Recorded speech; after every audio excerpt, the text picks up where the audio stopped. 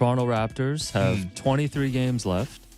They are in 10th place in the East, 28-31 on the season. And Fred was asked the other day at practice about what he thinks of the team's chances of potentially getting into the top 6, obviously avoiding having to win 1 or 2 play-in games just to get into the proper playoffs. And they're 4.5 back of the New York Knicks right now for the 6th spot with 23 to go. And I don't think you would expect Fred to say anything else besides what he said. He said absolutely, absolutely that this is a realistic goal.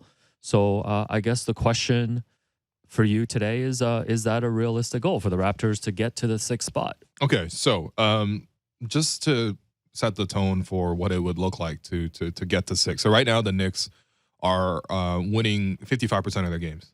What that translates to at the end of the season is 45-37. Okay.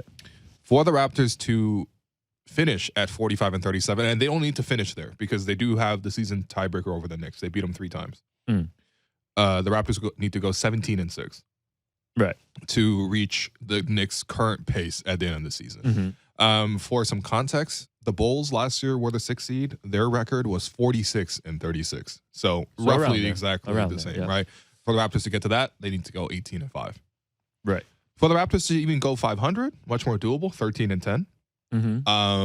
But of course, I think for the Raptors right now, they're not necessarily looking for the final record. They're looking to see how they match up with other teams.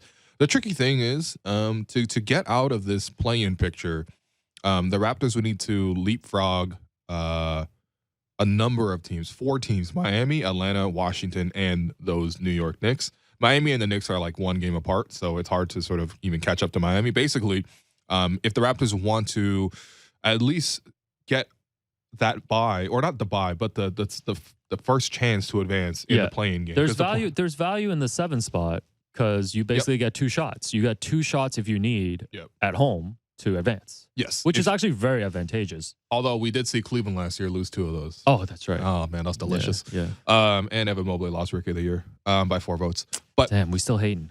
Why not? But yeah, I mean, so obviously that 7th spot is the best one. Yes. The 8th spot is also way better than 9 or 10 because of the fact that you have 2 games to play for, right? Right. You need to win 2 games if you're in the 9-10, and you need to win 1 game if you're in the 7-8. For the Raptors to, get to 8.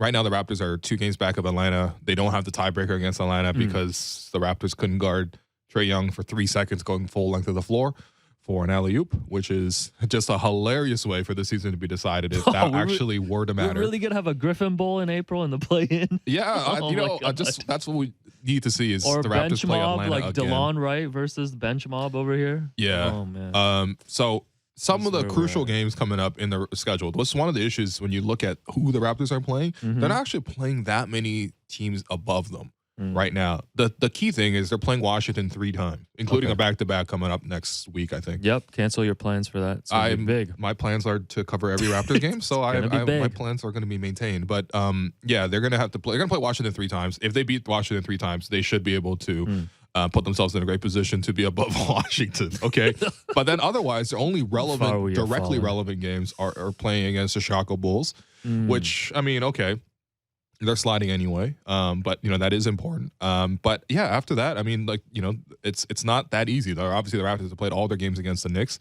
They played 2 against Miami already. It's not 3. Did they play 3 against Miami? I think they played 3. But in any case, there's not that many games to directly make up that ground. And yeah, I mean, there's gonna be some tough games in the rest of the schedule.